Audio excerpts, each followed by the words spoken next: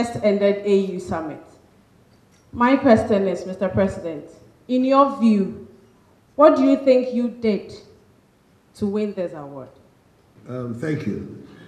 It's a question that I forgot to pose to Alpha Conde, the president of the AU. But I think it's because of some of the gestures they've seen that we have made. But frankly, I think that this is an area that I could still do much better than I've done so far. I've not been able to meet the 30% benchmark that we stated in our manifesto across the spectrum of public life and appointments. And much as significant efforts have been made. I have one or two firsts to my credit. First Chief of Staff is a woman, First Secretary of the Cabinet is a woman, and there are others as well. But nevertheless, I think that much more work needs to be done by me than has been done so far. And it's an area which I think can do much. Hopefully, that the award was also meant to inspire me in the manner in which I'm speaking to you to work better and work stronger in this area. Mr. President, my name is Robert Fosasari. I work with the EIB brand. When you took office, the Attorney General's Department, particularly state attorneys, were on strike. You managed to get them to call off the strike with promise that their award from the National Labour Commission will be addressed. It appears like it has still not been addressed yet. Again, linked to that, I think, is the issue about law school students writing exams into the Ghana School of Law. It appears like there has been a tough war between the law students and the General Legal Counsel. Being a lawyer yourself, we want to find out from you, is there anything you can do to step in this matter and help law students in Ghana? Thank you. Good afternoon. My name is Bernard Avle. I work at CTFM.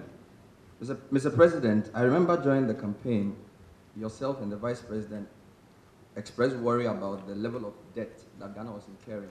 And among other things, you said that because of the mismanagement, we were having to borrow, and then we had enough internal resources, and therefore we should block the loopholes. Permit me to give you some figures. In March this year, we went for a 1 billion Ghana cedi 3-year bond. In April, a $2.25 billion bond, which translates to 10.25 billion cedis, was announced. In the same month, we announced a $2.4 billion bond to clear legacy debts in the energy sector. Translates that to 12 billion cedis. Last week, we were told there's a 17.4 billion cedi bond being sought for Q3. Putting all the figures together in Ghana cedis, that's about 40 billion cedis if all these bonds go through by Q3. The last time I checked, our GDP was about 80 billion cedis. If within the first year, we're already borrowing up to half of our GDP, where are the internal resources? How much resources have we generated internally? Why are we still borrowing this much? Thank you. Good afternoon, Mr. President and all present. My name is Adel Kwesi Machtuba from Metro TV. Mr. President, my first question has to do with the issue of open defecation in the country. Ghana aspires to be a major tourism hub on the continent, but this issue is bedeviling the country. Several measures have been put in place and they're still on the ascendancy. Mr. President, I want to know the measures that your government will put in place to ensure that this is kept. In relation to that, Mr. President, there is a project which was started under the presidency of President Kufuor, administration of President Kufuor, the Accra Sewerage Improvement Project, ASIP. Several years down the line, this project, which is ultimately aimed at ensuring that households within the city have toilet facilities in each household. This has not been realized yet. What measures are you going to put in place to ensure that this project is realized and its impact felt?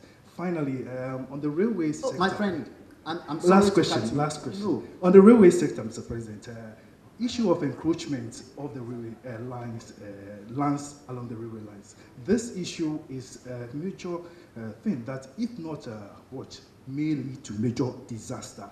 as your government take measures to ensure that the railway sector is revamped, Mr. President, how are you going to ensure that encroachment on railway lines is kept in a way and manner such that Ghanaians and those who be affected will see that it is a necessity and not insensitivity on the part of your government? Thank you. My name is Kojo Asariba for Champo, otherwise called Kaba. That's imperfect. That's imperfect. I stated that already. Prior to coming to office, a lot of your critics and admirers alike construed you to be, quote unquote, a very wild person. And now coming to office, a very good admirer of yours and a very good supporter of the MPP in London called Gorazo sent me a message that that wild nature known about the president, Nana Addo Dankwa Akufo-Addo, seemed to have fizzled out, and you seem to have been tamed by the presidency. Have you been tamed, Mr. President? There are these 4 questions. Some of them I'm going to ask one of the ministers to respond. For instance, about the situation about the Attorney General's office. I believe the Attorney General is here. She's here. I'm going to ask her to respond to the question about the strikes and also about the law schools. And Dr. Bawumia will respond about the indebtedness. As far as about the open defecation, I think that it's a very, very serious problem for our country. I'm glad the matter has come up. You know, we're committed to this program of 1 million toilets distributed across the country. The sanitation ministry is working strongly at it. I'm not quite sure that it is to complete the ASID program or whether a new program is being, but he can also clarify that for you. The encroachment on the railways, it's obvious that before any major work begins, that the ministry is going to have to talk to all those who are the encroachers. We can't just begin the process without engaging the communities, and it's very much part of the program of the minister. But he himself is going to lead the groups that are going to engage the various communities to explain to them, first of all, the importance of what we want to do, of having a decent rail network in our country, and therefore their collaboration, that ultimately their communities, because really if this thing is properly planned, programmed, the communities where the rails lines are going to go to themselves should benefit from the exercise. It shouldn't just be that they pass through areas of Ghana without leaving an imprint. The economic activity of the areas through which the trains pass themselves should also be heightened and enhanced. And that is very much part of our thinking, and the thinking of the design that is presently being put in place by the railway minister. So the attitude is not that anybody is going to use force to evict it, but that we're going to engage the various communities before the process begins. A lot of the, Mr. Kaba, a lot of the image of myself that went out was an image painted by my political opponents for their own purposes. And there are people here who are not my political sympathizers, but who are friends of mine who have known me for a long time, who know that there's nothing wild about me, and there's nothing anyway. There's some practice here. And there's no wild about me. Yes, a man of strong views, and it's difficult for you to threaten me or bully me. I will stand my ground, small as I am, I'll still stand my ground. And either that therefore translates in being wild, then I have not changed at all, because I still stand where on my views that I am. But the idea that I was some sort of, intoxicated, crazy character going around, was never part of the reality.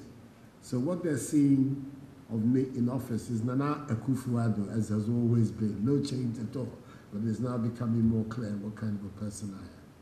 So I'm going to ask the Attorney General, first of all, to come and talk about the pay issues in the law school, and then Dr. Bawumia will then also follow on the debt situation. He's the chairman of the economic management team. I think he will be in a better position to explain these matters than myself. Thank you, Mr. President. I think the issue of the attorneys at the Office of the Attorney General should be put within a certain perspective. It so happens that lawyers at the Office of the Attorney General have their remunerations benchmarked against that of magistrates and judges. In the past, it turns out that increases that had been enjoyed by the bench, and therefore to which attorneys were entitled, were not being paid. And therefore it created some arrears. Rightfully, they made several requests, indeed many, either through meetings or in writing, some of which I myself saw. Ultimately, it ended at the Labour Commission. Labour Commission then decides that, yes, they're entitled.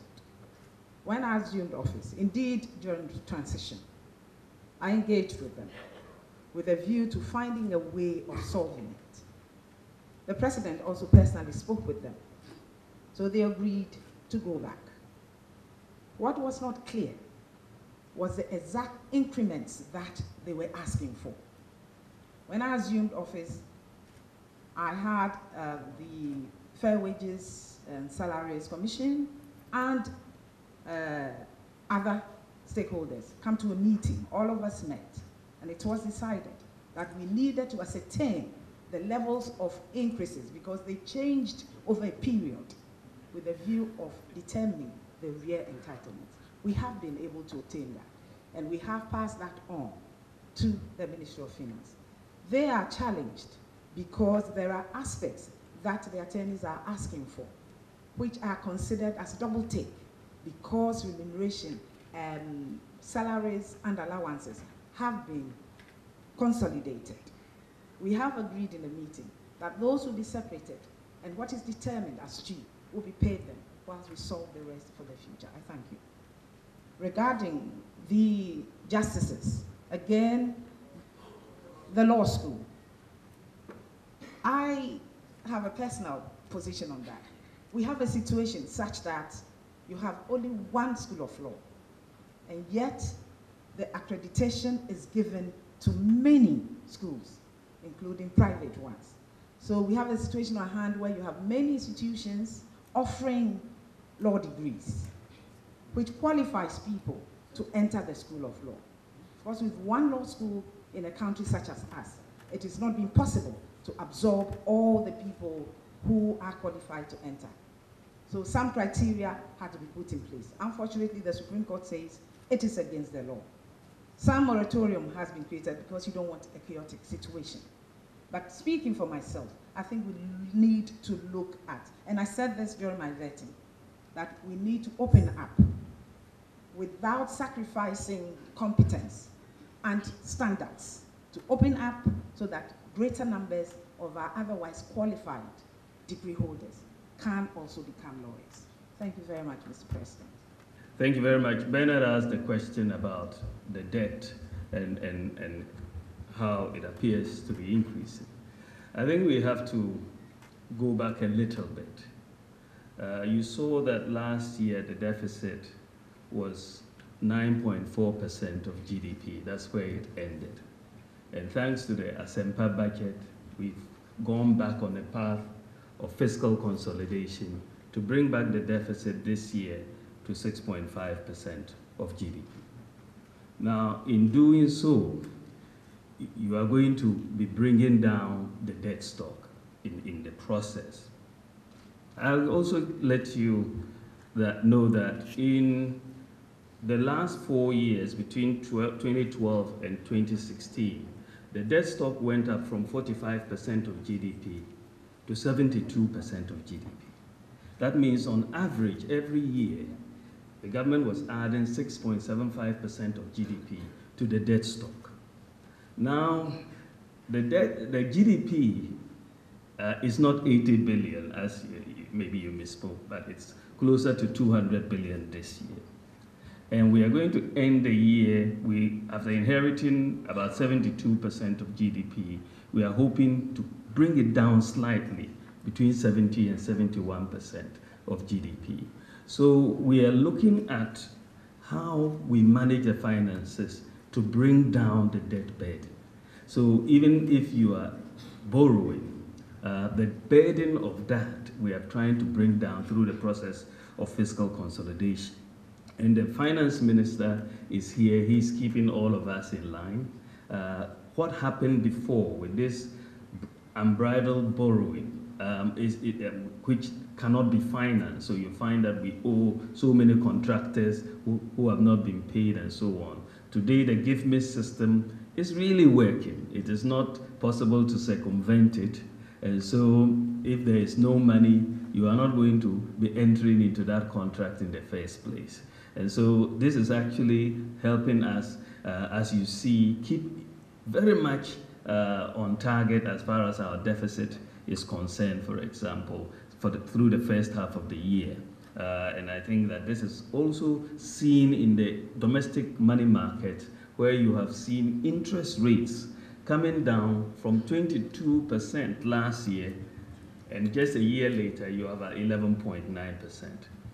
And if you are borrowing rampantly in the domestic market, you will see that interest rate decline. So the simple answer is that the debt stock, in terms of its impact on its burden on the economy, is not actually increasing. The debt to GDP ratio is actually stabilizing, and we are hoping to bring it down by the end of the year, even if marginally. Thank you very much. Thank you very much, Mr. President. My name is Nanesi Boatin. I work with Oman FM, the station that shapes the nation. Some Ghanaians have called for the removal of former government appointees who are still in strategic positions in your government. And their reason is they could hinder the progress of your vision. And my question is, would you heed to their call or stand by your principle of all-inclusive government? Thank you. Our emergency medical services in this country is actually collapsing. A country of 27 million people, as of 8 p.m. yesterday, we were operating only 31 ambulances in this country. By statistics, we are losing over 3,000 lives every year for the lack of ambulances, with about 662 innocent pregnant women also losing their lives. Mr. President, my question is, what's your administration doing in a country like Ghana to procure more ambulances to save the ordinary Ghanaian who voted for you? And finally, when is the YUME money coming back? Thomas Nadi, and I work for the BBC World Service. Are you not concerned about the size of your government, considering the struggling state of the Ghanaian economy? My name is Charles Techibuedo. I write for the Daily Guide newspaper. Mine is quite a simple one. Mr. President, one of the things you complain about, members of your party, was the fact that corruption was so endemic in the country during the previous administration and in the public service. You've been in government for 6 months. I have not seen a single person standing prosecution for some of these things. Is it the case we are waiting for the Special Prosecutor's Office to be set up, or you are still gathering evidence? Thank you very much. The former government appointees, I think there are people in the public service who are not committed to the program that we're putting in. There's one kettle of fish. The others are those who are there because they're there. They may not share your political views. I think those who are actively hindering, obviously, we have to do something about it. We need a public service that will deliver support for the mandate that the Ghanaian people have given me. So, for me, the debate is not about former government appointees. The debate is about what they're doing and what is the nature of what they're doing. If you're holding jobs which are clearly political appointments, then it's normal for you to expect that those who support the present political arrangements are those who will be there. If you are there in the public service, but you have different perspectives on the politics of our country, that should not necessarily attract my attention if you're working for the program. So it is important to make a distinction about the nature of the appointees that we're talking about. And that for me is a decisive matter. The ambulances and the state of our emergency health care, I think it tells you about the nature of my inheritance. Yes, you see how very bad the cupboard was and how very run down the public services in our country are. We're having to deal with all of this thing, how? Improving revenue generation so that we can be more self-sufficient, bringing greater efficiency into the manner in which we deal with our public finances. There's a whole array of things that we have to coordinate together, which will result in us being able to improve public services in our country. What am I doing? That's why I'm here, is to try and correct the situation about those who decided to put their confidence in me and voting for me. Wyoming's money. Wyoming's money is the subject of all kinds of legal processes. Those legal processes, some stage or another, will come to an end. And I know there will come a day of reckoning on that matter. The size of government. I'm not worried about the size of government because I think that, first of all, the majority, the overwhelming majority of the people in the government are members of parliament who are already on the public exchequer. I think something like 2/3 or almost 3/5 of the appointees are all members of parliament, so that the incidence of their becoming ministers on the public exchequer is minimal from what it is already as members of parliament. And secondly, the really important thing is your capacity to get hold of the machinery and deliver. So at the end of the day, at the end of the 4 years, people of this country will wake up or feel a significant improvement in their lives. There are more jobs available. People are getting better wages. The cost of living is something that is within the reach of ordinary people. I don't think they're going to worry themselves too much about the size of my government. My responsibility is to deliver that result. And these are the methods that I've chosen to do it. If I succeed, the whole ball game is mine. If I'm not, the Ghanaian people will express themselves accordingly. It's important that the fight against corruption be seen to be a fight against crime and not a struggle or a fight about political opponents. I won't accept that the process of bringing people before the courts for acts of corruption are done for political purposes. They are done because you have evidence that people have breached the law. And thereby cause damage to the public interest. To be able to do so, you need to be able to build strong, well-documented, well-researched allegations. There are a lot of allegations in our country about people in office. Many of them, when you probe, turn out not to be the case. If we had to go along with all the allegations, we'd have a plethora of cases, many of them the courts would not support. So the statement that I have made, all kinds of allegations have come to my notice and come to the notice of my government, and there are thorough investigations going forward. That I will not accept prosecutions being brought just in order to satisfy the appetite of people that people should be prosecuted. They're going to be brought because they have been well documented, well researched, well documented. There's strong evidence of wrongdoing, which a court of law can reliably convict, use to convict people. And the lawyers say that the responsibility of the state, of the Attorney General, of the prosecutor, is to present what they call a prima facie case, i.e., a case that if you don't hear the response of the accused persons, you can say amounts to a case warranting conviction. So there's a lot of work being done. They will see the light of day where these allegations are being thoroughly investigated. And when the time comes for them to find their area in the form of prosecutions, it's my expectation is that there will not be flimsy cases. There will not be about an attempt to witch hunt members of the last government. I'm not going to lend myself to that exercise.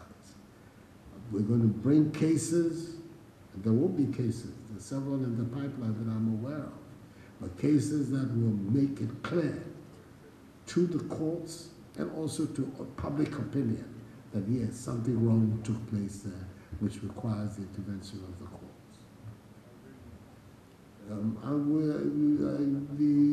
The special prosecutor, when it comes, will help, but there are already instruments for enforcing the criminal law, which are already in place. So it cannot be a question of waiting for the special prosecutor.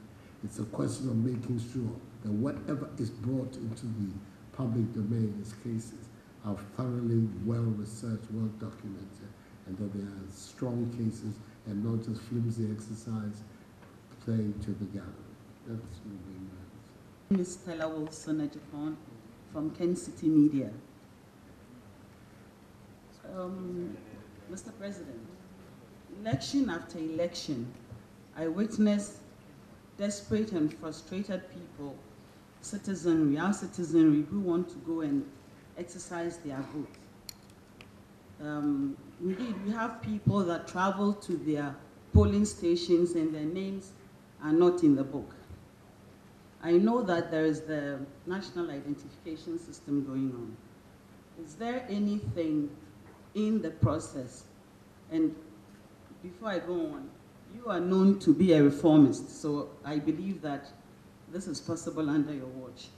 Is there anything in the national identification system that will allow people to vote from wherever they are so that they don't have to travel the length and breadth of our country to go and exercise their vote?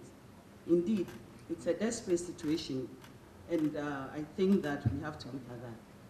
Is there anything that you have in the process? Thank you.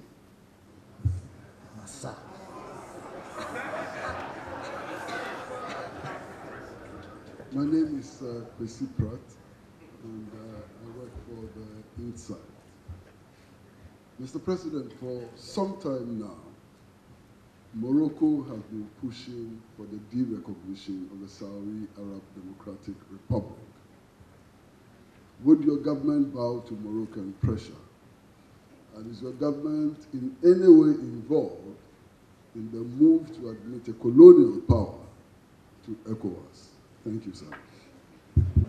Mr. President, my name is Abdul Hayi Mumin. I work with the Ghana Broadcasting Corporation. I'm just curious that 6 months into your government and 2 months before the implementation of a major policy, which is a free senior high school education, even at this forum, almost nothing has been said about it. I am curious, again, that for a party, a government that campaigned on the back of free senior high school in 2008 and in 2016, that as we speak, people, especially where I come from, rural folk, are still not very sure whether the standard of qualification to enter free senior high school, which is the cutoff point is 30, grade 30, I believe, and that all of a sudden the government that promised free senior high school is giving us a new cutoff point, people are anxious, Mr. President, that are you going to deny a section of Ghanaians free senior high school because you are making it free for just a section of Ghanaians? Thank you very much. Mrs. Ajipo, everything to do with arrangements about our voting system, unfortunately, they are not in my hands. If they were in my hands, it would be very different. They're not in my hands. They are the responsibility of the Electoral Commission. I think that all of us can continue to make suggestions to the Electoral Commission about how to improve our electoral system. Government, like citizens of Ghana, all of us will be doing that, seeing whether we cannot at every stage improve the quality of our processes. But the final decision, I'm responding to what am I going to do? I cannot do anything about it. It's not for me to make the rules about the electoral process. There's a constitutional body that has that mandate. It isn't the president, it's the Electoral Commission. But what we can all do, of course, is to let our voice be heard. And I am confident that in any functioning state, the louder the voice is on a particular issue, the more likely that the public authority will respond to it and hear about it. The colonial power into ECOWAS. Morocco is an African country by geography and by involvement.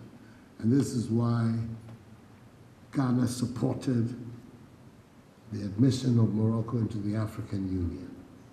It was done both on the part of Morocco and on the Union without any preconditions. And we supported that point of view. It's an African country. It's an anomaly that a country on the continent can, for one reason or another, deny entry into the continental organization. So as far as that is concerned, that's the AU. The matter to do with ECOWAS is a matter that is now under consideration.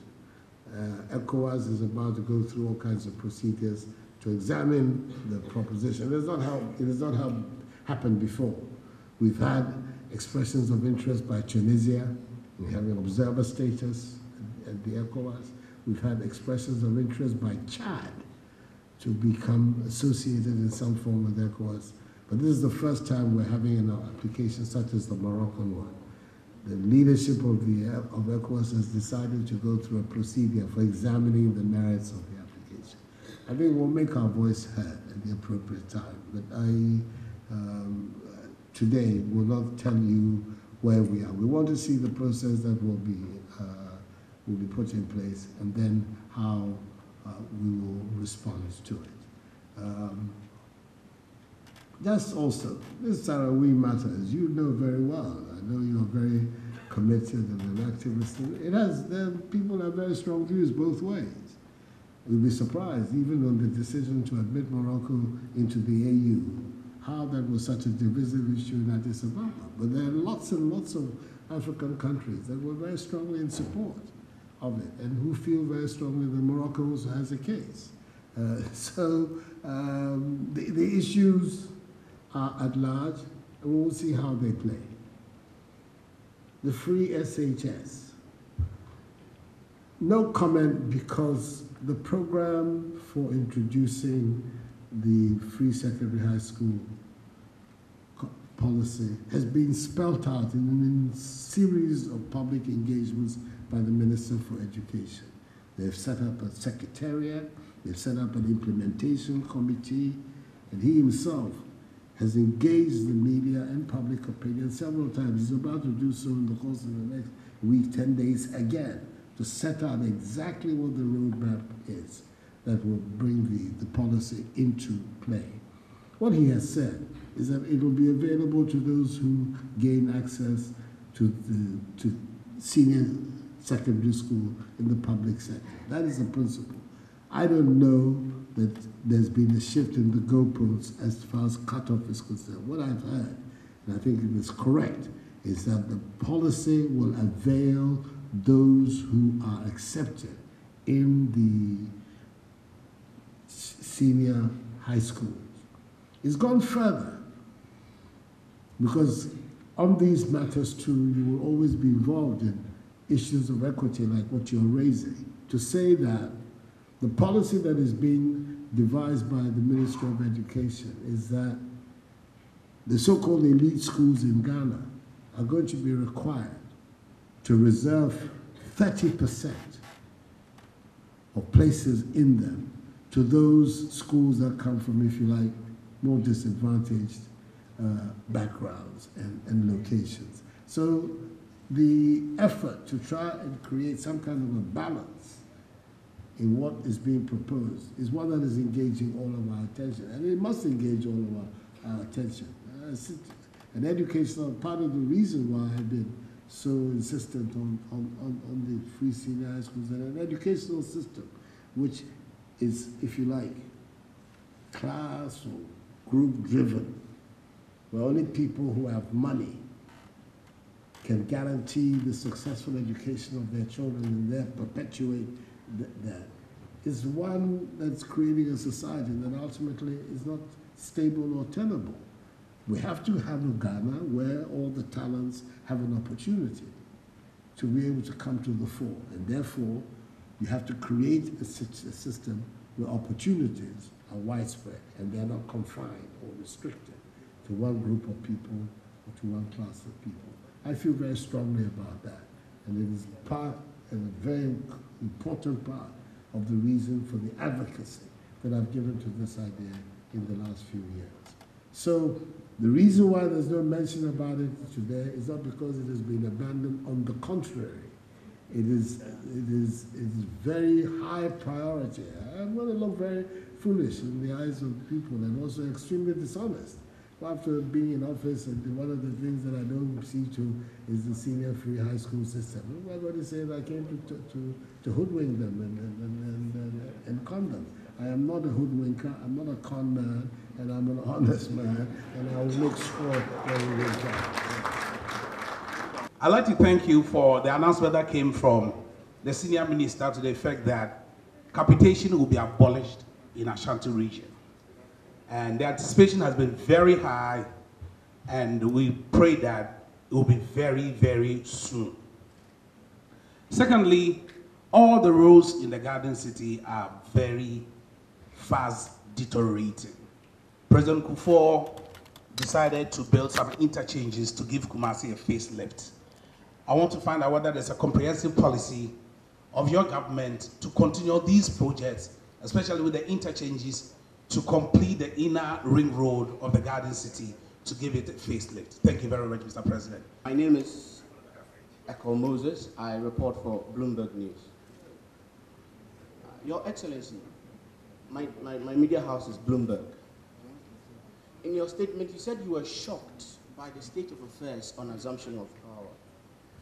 Here you are with an IMF program that for all intents and purposes seeks to sort of limit certain aspects of your programs. This same fund seems to be suggesting that you have an extension of the program. In the scheme of things, where does this fit? How much of a blessing or otherwise has this whole program been? All in the context of your rhetoric that you are building a Ghana without aid. And not to mention that some of our agencies have been accepting certain aids from some of them, from China and the rest. Thank you very much, Your Excellency. My name is Victor Kwaukumi, the Daily Graphic. I want to find out what is the state of the Vice President's residence behind the police headquarters. Thank you. The abolition of capitation in Ashanti, that's a decision the government has taken. I believe that the Minister of Health is here. He can give the details as to the exact time it will come into play. But that decision has been taken and it is filed. The capitation in Ashanti is coming to an end. My understanding is that the infrastructure commitments that were in place when we came into office are going to continue, including, of course, the road network in the country and in Kumasi in particular. We're going to continue it. Some adjustments are going to have to be made because of money. We've heard constantly here the difficulties we have with our public finances. But and it's part of the document, the manifesto we put out, across Ghana, the number of national assets that are in the state of deterioration, largely because they have not been completed, they have bills that have been put aside, largely as a result of all these various changes of government, is alarming. It's why we committed ourselves to establishing a national asset recovery unit that is going to concentrate on finding ways to leverage these assets for their completion and enhancing our national stock. So we're not going back on these commitments. The issue is to try to find the money to complete it. But then we have a banker of great renown as our Minister of Finance, and he's working miracles to be able to find the money for things to continue. The shock to the state of affairs, yes, and where does the IMF program come? The IMF program is not going to be extended. We took the decision on coming in that the country had entered into this program in 2015. It was coming to an end in April 2018, and we felt that to give a certain sense of stability and coherence to our country's economic policy making, that we would complete the program. And we're committed to completing the program. The last budget that is going to be held under the IMF program will be the budget that is going to be laid before the House in November by the Finance Minister. That will be the last budget of the Ghana government under the current IMF program. So there's going to be no question of an extending the program. The program is going to be completed. It's going to be completed, and we will then be on our own. I mean, that's where most of us want us to be on our own, to be able to mobilize our own resources to confront our future.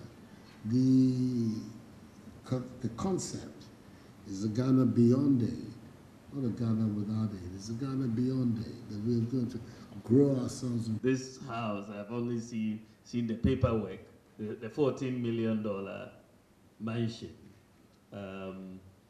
Maybe, I don't know if there's any work going on, but I doubt it very much at the moment. I think there's no work going on. And the whole issue has been around how the cost of this building, and it may have to be renegotiated, but it probably doesn't make sense for Ghana to leave it lying idle.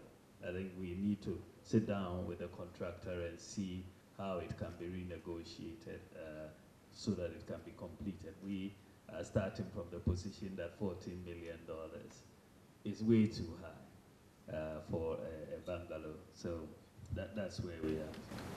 Mr. President, my name is Evan Smith and I work with the Multimedia Group.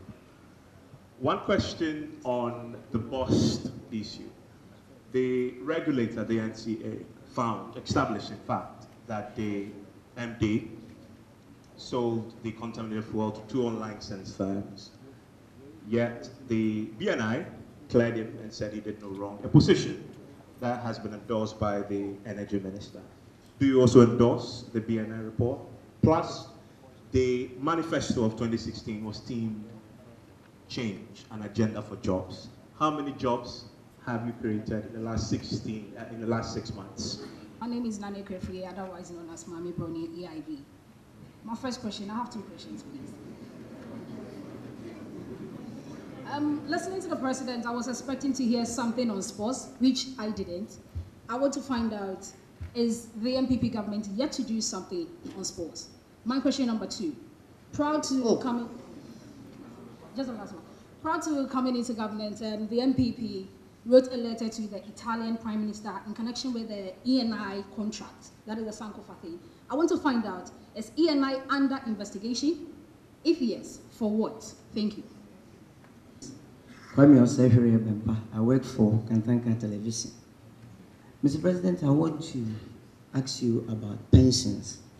If you look at the condition of pensioners in this country, say you know it's nothing good to write home about. What I have observed, sir, is that because our salaries, our pensions are linked to our salaries, which are normally inadequate. And for that matter, when people go on pension, they mostly suffer. In other jurisdictions, sir, they take resources from other sectors and put it in a fund to support pensioners. For example, in Norway, they take money from their oil and set it up in a fund purposely to support old age and pensions. I would like to find out from you, sir, what we are doing as a country in the area of pensioners to sustain our people who have dedicated their lives in serving their motherland for a lot of years. Thank you very much, sir. My name is Nana Banama from GH1 TV. In the run-up to the elections, you made a number of campaign promises. Key amongst them was the one district, one factory. One, you said, will get the potential to turn around the economy. There hasn't been much elucidation on the progress being made so far. I'd like to know from you what the status of that policy is. And also, the Honourable Member of Parliament for Asano, Mr. Kennedy Japon, has been making a number of utterances on radio. The latest was that you haven't nominated enough people from the central region. How do you feel about his utterances? Do they irritate you, or do they affect the thinking of your government? Thank you. My name is Efia Bapia, and I work for Adam FM, part of the multimedia group. Your opponents have been making comments, criticisms against you in the last few months. And they say that since you assumed office, your government has been characterized by anarchy, chaos, and lawlessness. They cite a couple of issues. One of them is the Delta Force issue. They go beyond that, and they cite Captain Major Mohammed's death, his killing, as another example. Fast track, when they come forward, they come to cite other examples about internal wrangling, even the selection in your own party. I want to ask you, and one other example that they cite, which a member of your own government, Honorable Amewu, has confirmed to us that his office was bugged. There's confusion about the bugging of the office. We've had cause to question whether this office we are sitting in is bugged or not, and whether we are safe here or not. Mr. President, my question to you is, are we safe as a people? Are you safe in this office, Flagstaff House, as the President of this Republic? Are we safe? As far as being safe, you have to ask Husseini, Inusa Husseini, whether we are safe.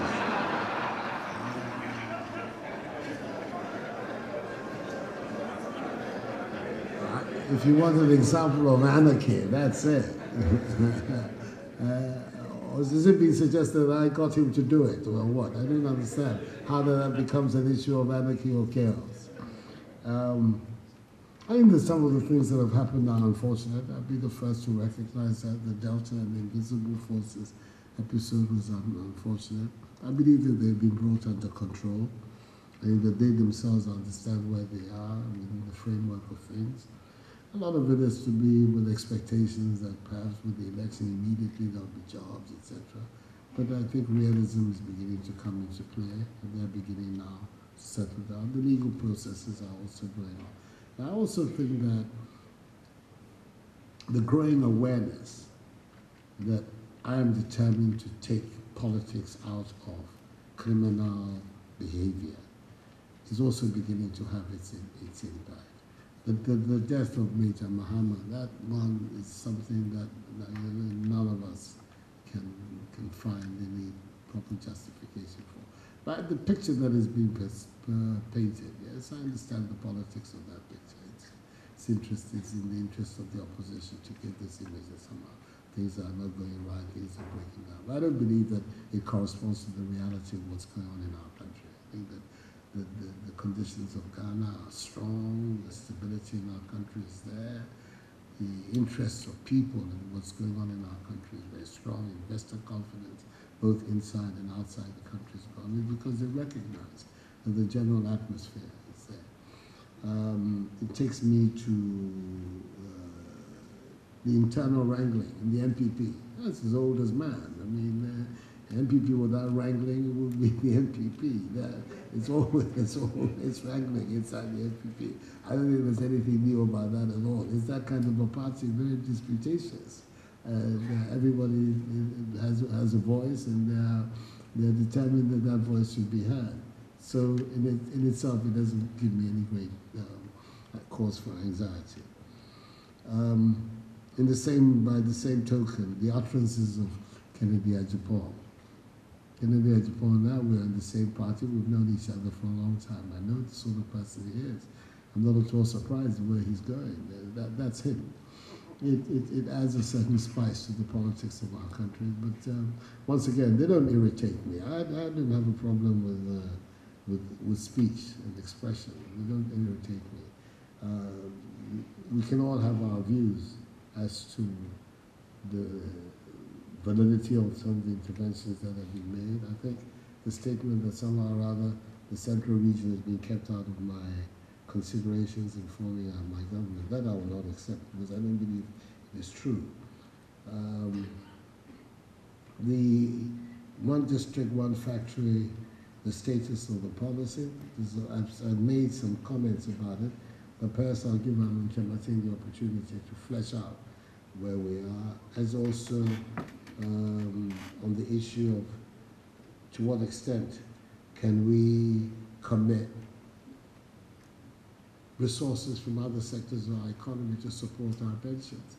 Norway's been able to do it because Norway's been very well organized and a lot of transparency in the way they've handled their oil resources and wealth. And that has allowed them to be able to develop very well, and of course, in so doing, secure better their old people than so far we have done. We have a heritage fund which we get out of our oil, which permits us to be able to allocate it to different sectors of the economy that require attention. I suspect that as we grow our oil revenues and more oil is being found in Ghana, more fields are coming into play, the ability to be able to look at some of those matters will also increase. But it's a difficult area. You're talking about the needs of those who are today in the workforce and being able to guarantee them better living conditions than they have now, as against also those who are already in retirement. But establishing equity and trying to make sure that there is a balance, that's part of the work of the Fair Wages Commission, it's part of the work of the Ministry of Employment. I'm hopeful that we will be able to strike increasingly more realistic and at the same time more equitable relations between those who have finished their work, therefore the society has some responsibility to guarantee them in their old age when they're infirm and not so strong as before, against the claims of those of us who are still active. I include myself very much amongst those who are still active. So that balance. Sports government on sports.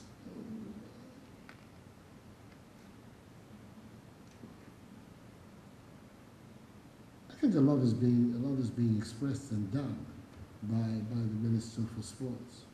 He's made many pronouncements about where our mind is about the development of sports, that we're going to try and de-emphasize the emphasis on football and bring the other sports into the basket of consideration and care. I mean, policies are being rolled out. One of the problems, of course, about holding this kind of encounter after 6 months in office is that most of the things you're doing are initiatives. They are not about concrete achievements at this stage.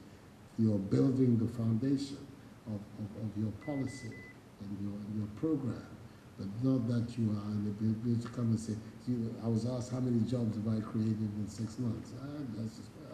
I'd be surprised if I could give a positive answer to that question. But I think that if you were to ask me the question in 18 months' time, I'll be in a much stronger position to answer the question, because the policies that we are putting in place, it's all about job creation. It's all about trying to build our enterprises and expand our enterprises to be able to perform better and employ more and more and more people. I mean, 6 months into the system, it's a bit difficult to be able to give a positive answer to that question. And I think on these matters, we all have to be very frank and I mean, there's a lot that's been done in the public sector in terms of people in the cocoa area being brought on board but I'm thinking largely in terms of private sector jobs as being what I consider, quote, real jobs. And I think 6 months of our administration is too short a period to be able to answer that question realistically. The boss regulator. My understanding is that initially the regulator took the view that the product had been sold to an unlicensed buyer. He subsequently came back to admit that this, unfortunately, is an area without regulation.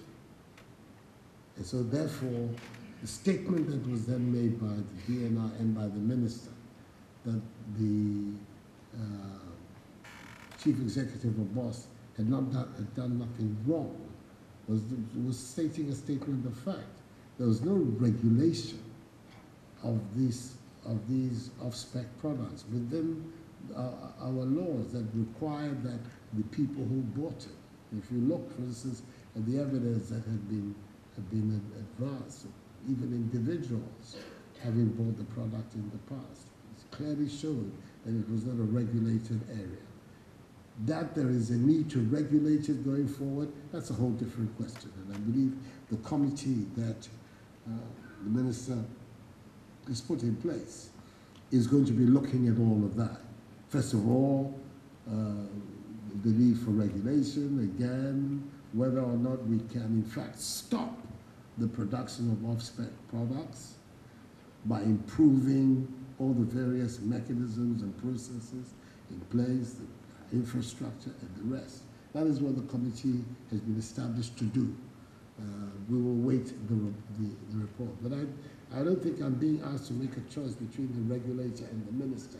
I believe both the regulator and the minister are at ida in saying that this is an unregulated area of activity, so that the activity of the chief executive of BOSS doesn't attract the epithet wrongdoing. I believe that's it. So let me thank you all very much for this first opportunity to meet with you to hear my concerns, and for you to express yours. As I say, I want to do it at least twice a year, in the middle of the year, the end of the year, beginning of the year, middle of the year, so that we keep in touch with each other all the time. This is the least stressful way that I can get my messages out to the Ghanaian people. And you help me do that. Even your presence here tells me that I have an opportunity also to get my messages out.